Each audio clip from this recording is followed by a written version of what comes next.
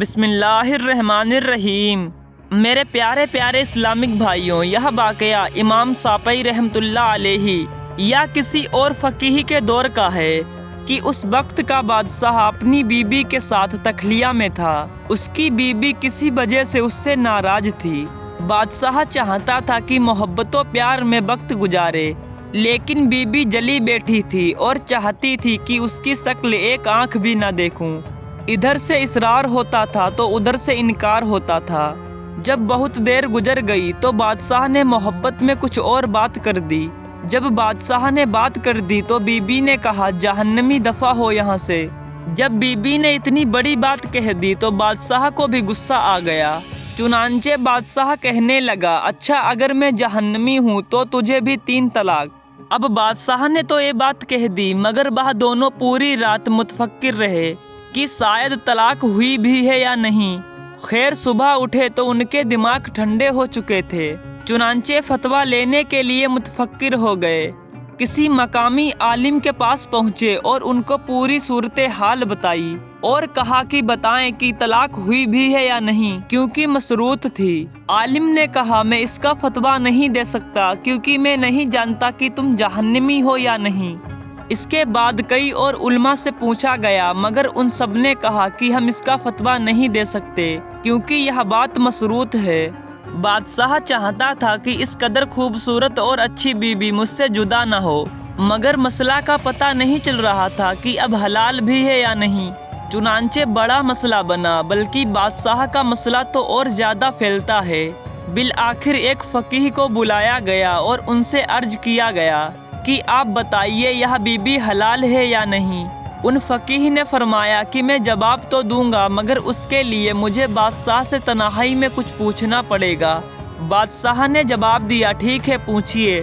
اس فقیہ نے بادشاہ سے علیحدگی میں پوچھا کہ کیا آپ کی زندگی میں کبھی کوئی ایسا موقع آیا ہے کہ آپ اس وقت گناہ کرنے پر قادر ہوں، مگر آپ نے اللہ کے خوف سے وہ کبیرہ گناہ چھوڑ دیا ہو؟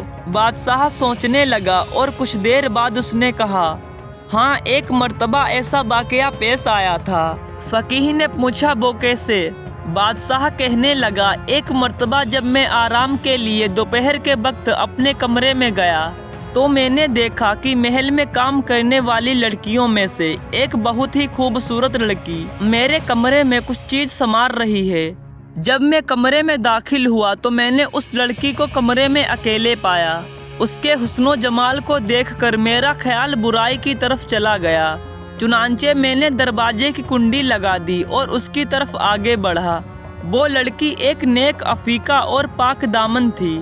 اس نے جیسے ہی دیکھا کہ بادشاہ نے کنڈی لگا دی ہے اور میری طرف خاص نظر کے ساتھ قدم اٹھا رہا ہے تو وہ فوراً گھبرا گئی۔ جب میں اس کے قریب پہنچا تو وہ کہنے لگی، یا مالکو اتق اللہ، یعنی اے بادشاہ اللہ سے ڈر۔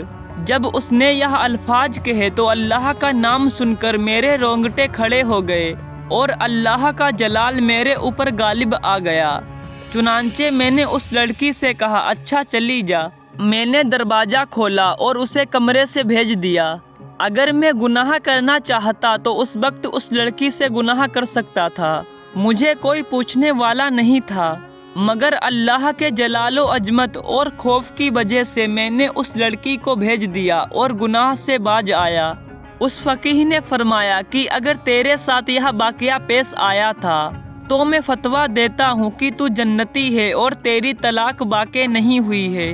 اب دوسرے علماء نے کہا، جناب آپ کیسے فتویٰ دے سکتے ہیں؟ انہوں نے فرمایا، جناب میں نے اپنی طرف سے فتویٰ نہیں دیا، بلکہ یہ فتویٰ تو قرآن دے رہا ہے۔ وہ حیران ہو گئے کہ قرآن میں فتویٰ کہاں دیا؟ انہوں نے جواب میں قرآن کی آیت پڑھی جس کا مطلب ہے کہ جو اپنے رب کے سامنے کھڑے ہونے سے ڈر گیا اور اس نے اپنے نفس کو خواہشات میں پڑنے سے بچا لیا تو ایسے بندے کا ٹھکانہ جنت ہوگی۔ پھر انہوں نے بادشاہ کو مخاطب کر کے فرمایا، چونکہ تم نے اللہ کے خوف کی وجہ سے گناہ کو چھوڑا تھا، اس لیے میں لکھ کر دیتا ہوں کہ اللہ تعالیٰ تمہیں جنت عطا فرما دے گا۔ اللہ تعالیٰ ہمیں میت کا یہ استحضار نصیب فرما دے، ہمیں گناہوں کی لذت سے محفوظ فرما دے اور باقی زندگی گناہوں سے پاک ہو کر گزارنے کی توفیق عطا فرما دے، آمین ثم آمین۔